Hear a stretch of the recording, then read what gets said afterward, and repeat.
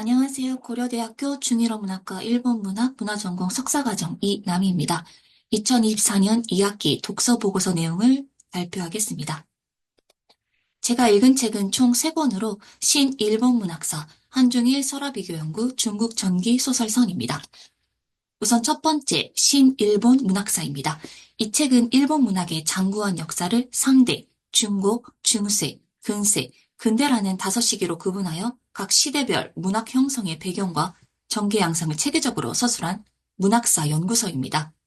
이 책의 가장 주목할 만한 특징으로는 단순히 시대별 문학 현상의 나열에 그치지 않고 일본 문학 전반에 관통하는 문학적 감수성과 표현 전통의 지속성에 초점을 맞추고 서사를 구성했다는 점입니다. 이 책은 각각 개별 문학 작품에 대한 독해를 넘어 그 작품이 놓여있는 시대적 맥락과 일본 문학의 본질적 정서와 표현 기법이 어떻게 시대를 넘어 지속적으로 계승, 변형되어 왔는지를 통시적으로 파악할 수 있게 하여 연구자에게는 필수적인 참고서라 할 수 있겠습니다. 향후 연구 활용 방법으로는 일본 문학의 자연과 정서 표현을 폭넓게 분석할 때 중요한 자료가 될 것 같습니다. 또한 시대를 관통하는 일본 문학의 감수성, 흐름을 연구하는 데도 유용할 거라 생각됩니다. 이어서 두 번째 책입니다. 이 책은 한중일 설화 비교 연구입니다. 이 책은 동아시아 설화의 비교 문학적 고찰을 통하여 한중일 설화가 지닌 공통적 구조와 각국 고유의 변용 양상을 체계적으로 분석한 내용으로 저자는 설화를 단순한 민간 전승의 차원을 뛰어넘어 문헌설화와 구전설화라는 이중적 전달 경로를 통하여 전승되는 서사체로 인식하고 이를 통하여 동아시아 3국의 역사적, 사회적, 문화적 배경이 설화 속에 어떻게 투영되어 있는지를 심층적으로 해명하고 있습니다. 이 책의 가장 두드러진 특징으로 보이는 것은 설화라는 구비서사가 지닌 지역성과 시대성을 초월하여 인간의 보편적 경험과 자연에 대한 인식, 그리고 혼인과 가족제도, 근기와 초월적 존재에 대한 태도 등이 삼국에 걸쳐 일정한 서사 구조를 이루고 있다는 점에서 주목하고 있다는 것입니다.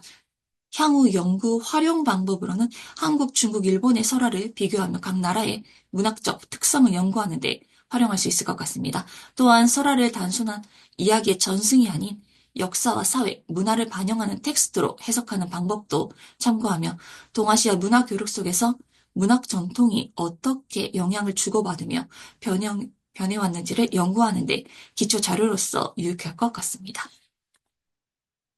마지막으로 중국 전기 소설상입니다.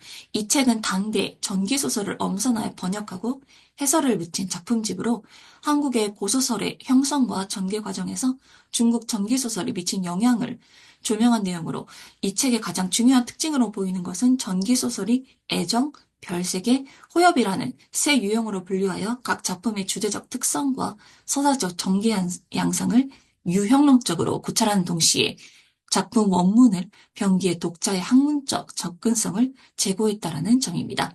당대의 전기소설은 단순한 오락적 이야기에서 벗어나 인간의 욕망과 이상, 그리고 사회적 가치와 비판, 의식을 의식을 아우르는 서사적 깊이에서 확보하였으며 그 서사 미학은 한국 한문소설의 창작 과정에도 핵심적인 자양분이 되었다는 점에서 문학사적 의의를 갖습니다. 한문소설과 일본 고전 문학의 서사 유형을 비교할 때 참고할 수 있는 자료로 쓰일 수 있으며 한국 고소설이 중국 전기소설의 영향이 어떻게 받아왔는지 연구하는 데도 큰 도움이 될 거라 생각됩니다.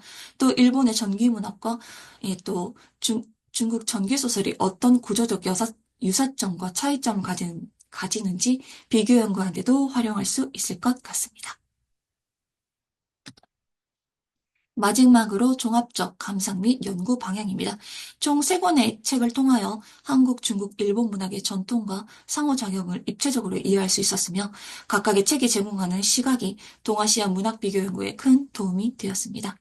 일본 문학사는 자연관과 감정 표현의 미의식을 그리고 한중일 설화비교 연구는 설화를 통한 민족 심성과 보편성을 그리고 중국 전기소설사는 서사 유형과 초월적 상상력을 다루고 있어 각기 다른 초점이지만 서로 보완적으로 작용할 수 있다는 점이 매우 흥미로웠습니다.